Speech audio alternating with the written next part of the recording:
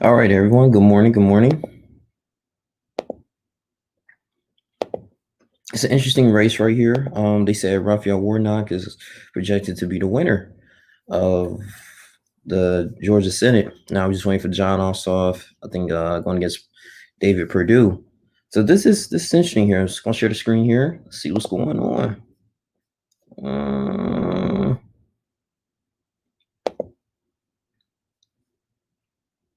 as you can see, so he's a reverend. Did a little research on Raphael Warnock. He beat the Republican incumbent Kelly Losoff. That was interesting.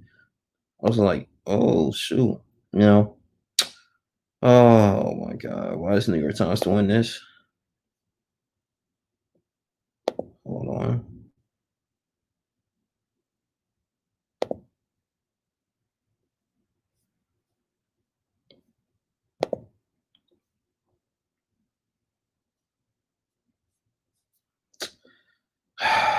Freaking hate New York Times sometimes, bro. Okay. All right, so like I said, man, so Reverend Raphael Warnock, he beat Republican incumbent Kelly Loeffler, while John Ossoff led David Perdue in the other race as a ballot. So I think we still kind of confirm and see who won between John Ossoff and David Perdue. I think he's winning by a percent. They're supposed to be projecting for John Ossoff. So the Democrats may take over for the Senate. This will be interesting. One of the first African Americans, I think, in Georgia history to be a Senate. Wow. And you've seen him on a bunch of ads, especially if you live in Georgia, a lot of ads and stuff. He's the only thing is, he may be really criticized. Is kind of surprising is that he opposes firearms in like churches. He doesn't believe that you really supposed to be armed. And I kind of disagree with that in a way because I mean, you could have I mean, I'm pretty sure he's aware of the news, but I mean, people been running up and shooting people in churches. It happened in Texas. It happened in South Carolina, Dylan Roof situation. People shooting up and killing people in churches because they know they're the less vulnerable and they're more likely it's an easier target because that's where a lot of people have their guard down, I guess, when it comes to safety. But I mean, many churches, especially in the Midwest, they have security everywhere and they able to have guns. I don't think you should really ban that. You need to have some type of protection. It's me personally, I always want to protect myself against the enemy, whatsoever. I understand that the Lord is our, guidance and our protector, but I'm just like, okay, people run up in churches trying to, kill you. Like, no, I'm not. We're not doing that. But you got to defend yourself at all times. That's your God-given right, your constitutional right. But right to bear arms, he supports abortion, gay marriage, of course, Democratic plan, and I think he's in favor. He may be favored the 2000 still is. But I mean, this is new. I mean, I guess this just goes to show you like people want a change here. I guess in the states, man. I mean, where the country is very vulnerable. You can see how we recovering from last year, due to the COVID stuff that's going on. But this are the electoral college results right now. The United States Postal Service, yeah, it's been kind of down. So it said Democrats inch closer to taking control of the Senate on Wednesday, viewing one of two Georgia seats up for grabs in a pair of runoff elections, while the second contest remained too close to call. So the Reverend Raphael Warnock, a Democrat and a pastor at the historic Ebenezer Baptist Church. I've been there before. It's a really nice church. In Atlanta, defeated Senator Kelly Loeffler, a Republican, to become the first black senator in Georgia history. Yep, and the first black Democrat to be elected to the Senate in the South. In the contest, David Perdue, the Republican whose Senate term ended on Sunday, and his Democratic challenger, John Ossoff, were neck and neck. John Ossoff actually been kind of supported by Bernie too and Barack Obama. So, I mean, just trying to figure out like what their main agenda. Now, I'm just gonna be completely honest with you. I didn't even vote for the Senate. I just didn't really have the energy to. I didn't want to. Especially, I just been kind of disappointed now how like I said, I told you our politicians just kind of disappointed us last year with this whole COVID stuff, and I just feel like, man, does it really? I mean, I know our votes count, but I just didn't really have the motivation to do it. So, but it's good to see a brother in there. I don't know what he's like. I said, too much of his policies. What are you going to do to help? The people in Georgia, or he's just looking for a sin of like, okay, just Democratic agenda, like because my thing is, as a pastor, why are you supporting gay marriage, stuff like that, and abortion? I just it's kind of hypocritical a little bit though, but it is what it is. Maybe this is God put this man in office to do certain things, for the people. And that's the thing about voting. Like, are you just doing it for a certain group of people, or you got to go by like, hey, you're a Democrat, you're a Republican. This is what you got to believe. This is the agenda that you have to go by in order for you to get elected. And here you go. Here's some money, But I, it's just it's weird to me. That's why I have been really too much into politics like that. But like I used to be in 2016. But I'm gonna read a little bit more of this. It's the ability to enact much of its agenda hanging in the balance. If Democrats win both races, the party will hold 50 seats in the Senate. Yeah, that's true. And de facto control of the chamber and the vice president, Kamala Harris. And that's the whole agenda there too. So you go in Washington, a lot of things are gonna get passed. You got the majority of Democrats in the House, in the Senate, which is very powerful in the Senate. Then I think it will actually you have a Democratic president, Joe Biden. A lot of things going to get passed in his hand, and then actually it'd be like a good work environment, I guess, in a way. I mean, you want to be too much fiction, and I think a lot of bills won't be vetoed by the president. So you got to think about this too. So I mean, this is a huge shift change. The reason why I'm going to report about this is it's a shift. This is kind of important in the state of our country. Is you're going to address like I said, homeless population. You're gonna address the police brutality, the justice system. Are you gonna address Medicare and Medicaid? I mean, he's more in favor into that too. There's a lot of people, especially in the South. Some people, that's unfortunate to can't afford health insurance. So I mean, that's the biggest thing in the country. That's why a lot of people are in debt and unable to, apply their basic necessities because they can't afford health care. And some people might not have the luxury to get a job that provides some health insurance, policies. But the twin races drew record levels of campaign spending, roughly $500 million in 2 months, and national attention with President Trump and Mr. Biden both campaigning in the state on Monday. The remaining uncounted vote in Georgia appear largely to be in Democratic-leaning counties in the Atlanta area, such as DeKalb and Fulton counties. I've been there before, as well as ballots from voters in the military and overseas. Yeah, got the absentee votes. The focus on Wednesday morning is sure to be on those Atlanta area counties and how they might affect the margins for Mr. Ossoff. The Democrats were winning overwhelming shares of votes in their region, especially of mail-in votes that were cast early. The outstanding vote is squarely in parts of the state where John's performance has been dominant, said Mr. Ossoff's campaign manager, Alan Foster, in a statement early Wednesday. Purdue campaign issued a statement after 2 a.m., also predicting victory while calling for time and transparency. The statement suggested that the campaign expected to soon fall behind in the balloting as it promised to mobilize every available resource and exhaust every legal recourse to ensure all legally cast ballots are properly counted.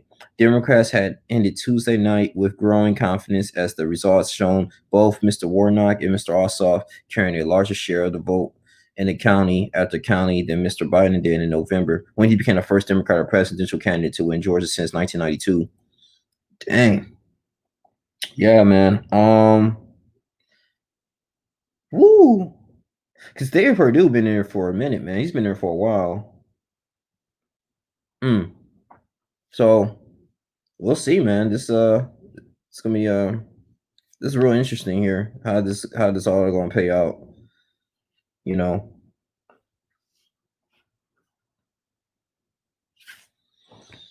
Uh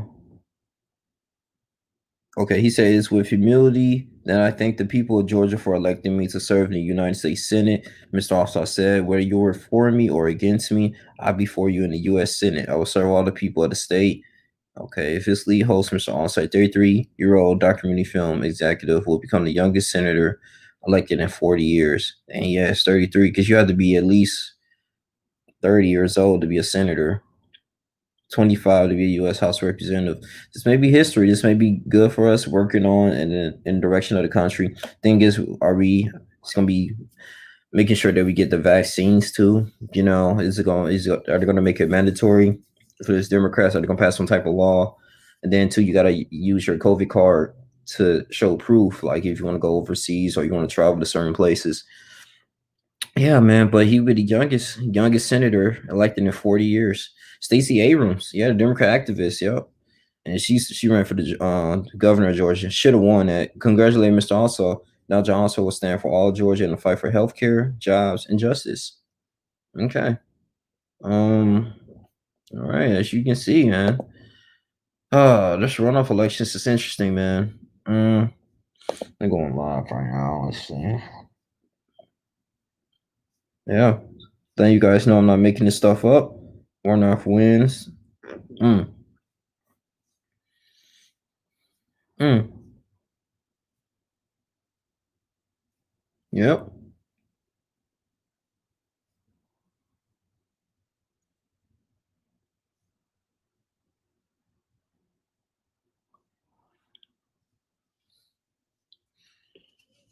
Yeah, it's a very likely all soft.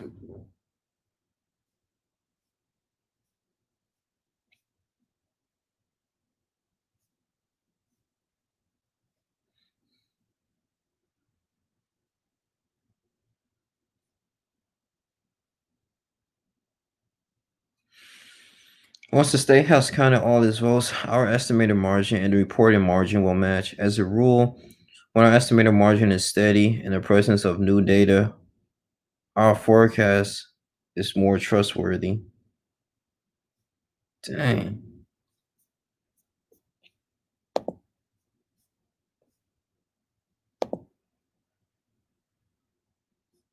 Yeah, so I guess I'm pretty much gonna end this. Yeah, but this is interesting in history here. So, wow, well, Georgia got it. It seems like we're gonna have a more of a Democrat. 'Cause this is a Republican state. Um, yeah, it's really interesting here. Let's see, get some more Raphael Warnock. Mm-hmm. Pretty sure he got his own website. Let's see what he Warnock for U.S. Senate. Yeah, he's born in Savannah, Georgia, too.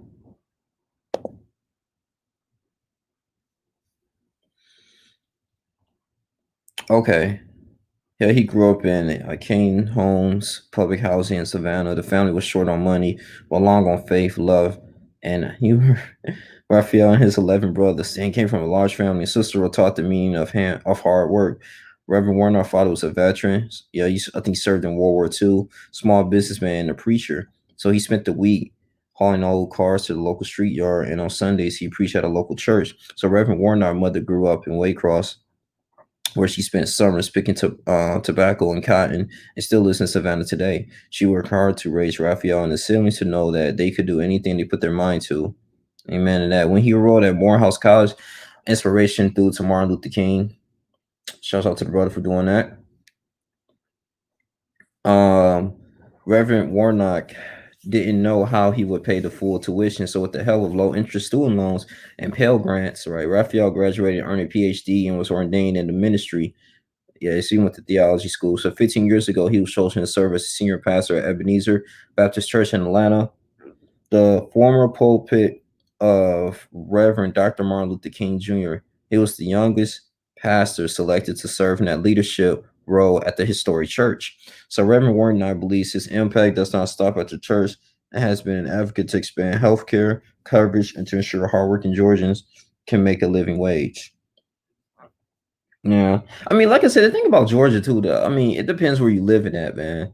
Like the cost of living is like all right, it depends on your I guess it depends on how your living expenses is, if you living below your means or not. But what I look at this too is that, I I will say people said they've been having a hard time finding jobs at first, especially if you're not an entrepreneur or anything, because a lot of these small businesses are done, and then you don't have any type of unique skill. Then what are you going to be doing? You're going to be working like minimum wage jobs, like it's a salary that's not going to really be able to take care of you and your family. And then school is expensive. So I mean, so it's leaving people right there in the middle. If you can really address too, like the healthcare situation, because a lot of people kind of throw off their dreams to get a job, so because they got to pay for healthcare. I mean, you're gonna need that unless you run into that risk if something happened to you. Then next, you paying so much money in medical fees. So you got to think about that. But he said, Senator Reverend will bring to Washington the concerns for struggling Georgia families who wonder why no one is looking out for them. He will focus on fighting for equality, affordable health care, for the dignity of working people who are paid too little as our government works more for Wall Street and to make sure every voice is heard. All right. See his endorsements here.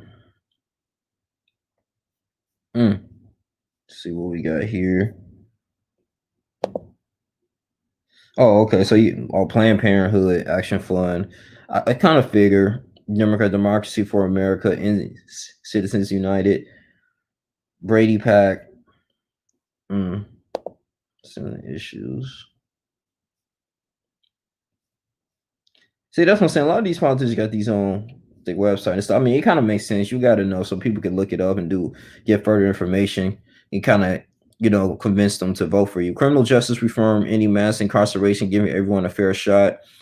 Reverend Warnock believes that in the land of the free, it's a scandal and a scar on the soul of America to imprison more people at a higher rate than any other country in the world. With our countries containing only 5% of the world's population, while warehousing nearly 25% of the world, prisoners, real and immediate change is needed. The prison population of America is fed by a system that criminalizes poverty, imperializes the body of its most vulnerable citizens, and incarcerates people of color at disproportionate levels. So Reverend Warnock see this issue as a spiritual problem, with the soul of America itself endangered by mass incarceration only by living up to the twin American promises of liberty for all and equal protection under the law can our nation begin to heal. So Reverend Warnock also believes that this is morally wrong and economically backward to close the doors of social reentry on the formerly incarcerated. That's why he has worked with Fulton County officials to expunge arrest records for those arrested but not convicted of a crime.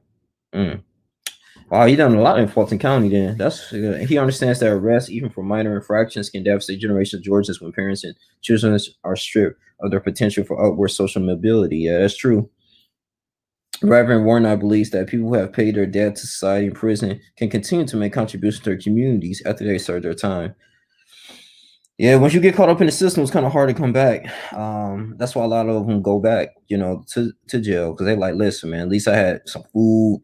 At least I was working, even though you don't have no much freedom.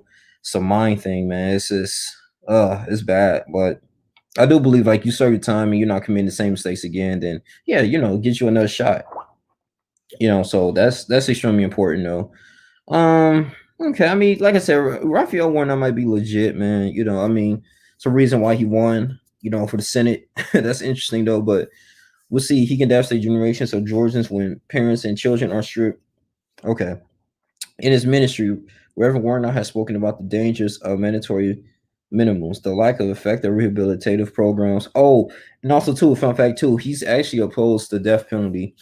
I actually wrote a report about that in college last summer, and you went back in history. So you got a lot of people, you know, in history, man, they've just been convicted of a crime, even though they were innocent, and they've been on death row or had to, die in prison. It's crazy. So it's not always historically accurate. So I'm in kind of in agreement with Raphael Warnock for that because they can't afford bail. And as someone whose own family has faced the pain of seeing a loved one incarcerated, Reverend Warnock understands that behind each statistic, a family broken by a failed justice system, as a senator, he will fight to move the nation toward justice and away from the harmful, ineffective, and costly policies that have devastated so many Georgia families. Reverend Warnock also believes we need to responsibly fund the police while remaining the relationship. Reimagine the relationship between police departments and the communities that they serve. In order to ensure accountability and build trust, you understand that we need to invest resources in the training of police officers into building joint bonds to community rather than sowing the seeds of distrust. Maybe that can eliminate a lot of hit and runs, a lot of police brutality that goes on too. They want to go back into this biasm when they going in and serving this particular county because this stuff has to stop, man. For this relationship, equally critical for communities to trust justice systems designed to support them, which is why Reverend Warnock also supports appointing independent prosecutors to handle police-involved shootings.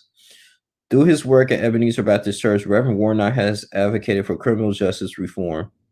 Dang, measures that make sense for Georgia. In the wake of nation wide protests in response to police brutality, Reverend Warnock has joined a course of leaders pushing for accountability and equal protection under the law. It was with that same spirit in 2019 that Reverend Warnock hosted a multi-faith, multicultural initiative to end mass incarceration, galvanizing faith leaders on issues like bail reform and was a mass record expungement event. he held a expungement event reformed the bail system. He want to end mass incarceration. Well, like I said, a lot of in America we run by private prisons, so time you get locked up, I mean they get so much money, man, due to those investments. So it's like private ownerships. A lot of these counties are backed up by reduce senseless gun violence. I agree with that. Um, um, to veterans and military families. Well, all right. Well, we got like you got a decent site here. Veterans and military families. Native Georgian whose family has honorably served in the armed forces for generations. Reverend Warnock was distinguished U.S. Army World War II veteran, with Georgia being home to over 640,000 veterans. Jeez, and over 90,000 active duty personnel in the state of Georgia. I kind of believe it, man. It's like you got Robbins. Yeah, you got some. Yeah, you got a couple bases here, Air Force bases and everything. I think some Army bases here. Reservists and National Guardsmen. It is imperative that is elected. Yeah, National Guardsmen too. Leader represent their needs and boldly advocate on their behalf. Reverend Warnock understands the scared obligation to care for those who have made the ultimate sacrifice in battle, sent to harm's way by our leaders and lawmakers. He is committed to improving the functionality and efficiency of the veterans, the VA, especially those facilities here in Georgia. He understands the evolving healthcare needs of today's veterans. Yes, behavior is health issues. You got some of them. They got the PTSD from Vietnam. I mean, and I always think like in America, I think it's like over like 600,000, I don't know, homeless vets here in America. It's something crazy, man. But yeah, they need help with that. They need aid. And I'm looking like, you serve in this country and it's just like, dang, well, you need help, from your people. They don't care. It's a sad thing, who live in rural communities where healthcare access has declined. The Veteran Center families achieving the American dream is important to Reverend Warnock. He will work to ensure that transitioning military service members and their spouses are prepared to enter the civilian world. Now, that's key. That's key because I'm in the military as well. And, the transition from the military to on a civilian can be very difficult, especially if you didn't develop any skills while you were joining. Because think about it too, you're not going to have all that healthcare and all that. So it depends. If you were a med board, it's a little different. You might keep your benefits or you were discharged. But for the most part, though, if you don't have like a plan or unique plan or anything like that, I mean, it can be very difficult if you don't use your GI Bill, to learn something or to get a degree, while you're out in the military. But you at least start 2 or 3 years for your benefits to kick in. But there are far too many homeless veterans in Georgia. Yes, there is. Just as other states have done. Reverend Warnock will work with Georgia elected officials to end veteran systematic homelessness. I remember I was going to Impact, and that's like a Christian conference back in 2018 around my birthday. We were leaving and stuff, and I seen like a lot of tents, man, like homeless people there. I don't know if there were vets, but there were tents there, man. And it's just under the highway. So many of them in downtown Atlanta. And people used to always say, we just have our luggage and stuff. Like, when you're in around these nice areas, be careful because you got some people try to, when you're not paying attention, hell, take your luggage and run. So, just a little street smart on that. But yeah, man, it's a big issue. That's all over the country, though. We'll see, man. It's just blessed that the Lord gave him this position. Him and John also, they will do something really good for the Georgians. Because my got some family that live in there. And we'll see, man. We just need something new. I mean, someone new in power, and they can do and represent us in the state in Washington, man. Um, yeah. So as you can see, you can go on his website. He has many other issues that you can really, dive into. You can do jobs in the economy because I want to read this, man, with you guys online, just to see how this stuff is, man. Because you can do this on your own too, but rebuilding an economy that works for everyone. So Reverend Warnock knows the global pandemic has fundamentally impacted the daily lives and economic security. Yes, it has for Georgians. And before I read any further, they're gonna have to. This is a lot of work ahead because we're been affected. Not only like this pandemic affected so many Americans, man. I mean, 1 over 900 Americans, I think they said that died from the virus, something like that. It's something crazy, man. So we got to address this, man. And then it's the financial stuff, like all these small businesses that wasn't bailed out or anything. They had to furlough a lot of workers. and it's been shut down. And now, like going forward to 2021 and beyond, they might not have the means or the financial means, feasibility to open back up. So I mean, that's all we. Of course, we got the big time business, like the corporate business, like Target, Macy's, Walmart. Office Max. They're going to be open, but us, nah, it's like, what we're gonna do as the middleman, it's the middle class. Why we always gotta, get the short end of the stick. So, I mean, if you got someone that's representing us, at least two senators and represent each state, what they're gonna do, for us. They're gonna increase stimulus checks, like I don't know, like tax write-offs, like loans, so we can use that money to open a business back up. And then are you gonna enable, like, be leaning on the COVID restrictions too? We gotta see. This is something that um we have to talk about and discuss. Now it says the Georgians, and that in many cases the pain has been felt most by families who are already struggling to get by. Exactly. With tens of millions of Americans having lost work and totally unemployed, it's clear our leaders have failed not only in their response to the health impacts of the virus, but also answering a financial toll. In Georgia, we're experiencing failed leadership from our state Department of Labor's delayed payments to citizens for weeks, while nationality leaders have fallen down on the job, getting support to small businesses, entrepreneurs, and keeping needed programs for everyday families in place. Reverend Warnock is committed to putting politics aside and listening to the experts, making sure we're containing the virus and standing up for struggling families that have been treated as political pawns throughout this crisis. Okay.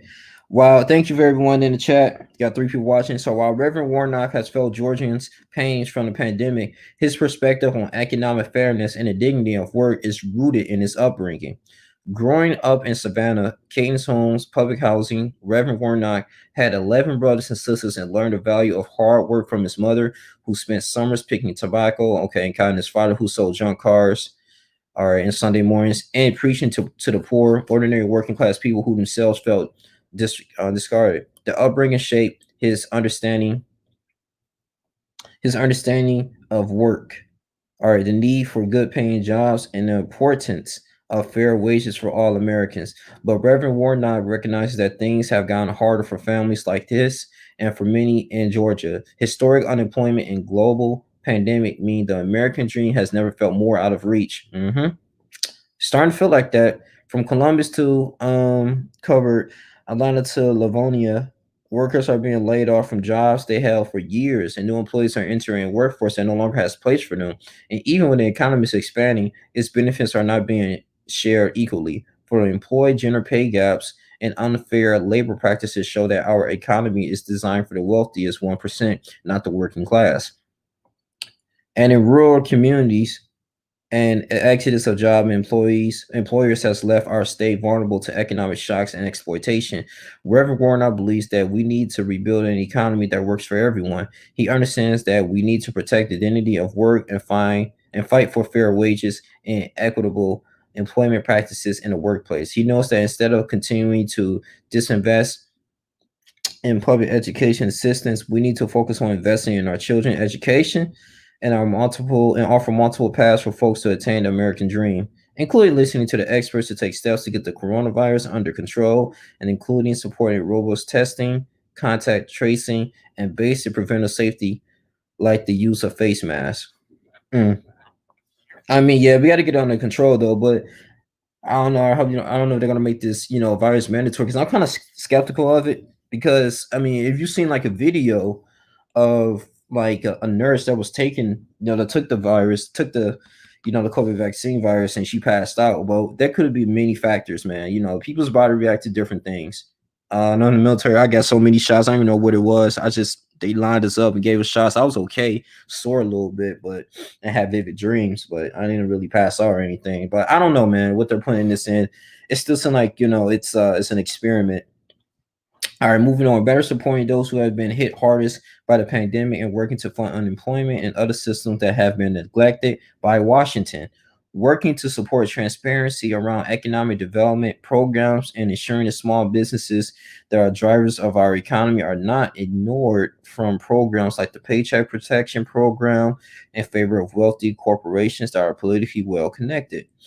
Protecting the dignity of work, including honest wages, and honest wages protecting retirement, fair overtime compensation, encouraging technical and vocational training, and apprenticeships to meet the needs of an evolving economy.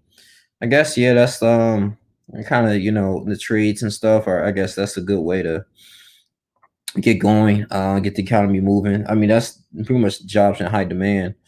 Revolving tax breaks for companies, the outsource jobs. Okay, helping small business owners, entrepreneurs of color, and women attain capital and support. All right, supporting pay equity across the board of all Georgians, fighting against burdensome regulations on small businesses, protecting Georgia's film industry from political extremism. It's deep. Okay, and advocating for a livable wage to ensure the dignity of working people. Fighting for workers also means you oppose Washington tax breaks that benefits the richest of the rich while leaving behind the poor and the working families that need help the most. Hmm. Yeah, man. Wow. Reverend, because I ain't doing any research on John Ossoff though, but for Reverend, yeah, Warnock, man, it's like he won. He's gonna be the United States Senator. So yeah, this gonna be cool, man. So we got to see what's gonna happen moving on forward, and maybe look back into his site and what he's actually all about. Um, so I mean, this is good. I feel like this is completely standard. But what makes him stand out from any other Democratic? I don't know. It's just by actions, man. So it's like the state of Georgia trusts him to come in and do some type of do the Lord's work. So pray for this gentleman. That he do the best he can, and it's like I say, he's a reverend from Ebenezer Church, Baptist Church, which is a great historic church. I think Martin Luther King went there.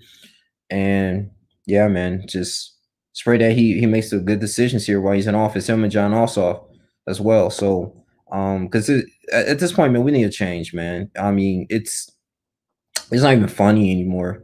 I mean, you get into power, you do your job, and you don't do your job, and then now it's just like you still want more votes. Like, and then you making all kinds of money. It's just like then you leave, we don't hear nothing from you again. But we'll see about this, man. This may be something good for Raphael Warnock.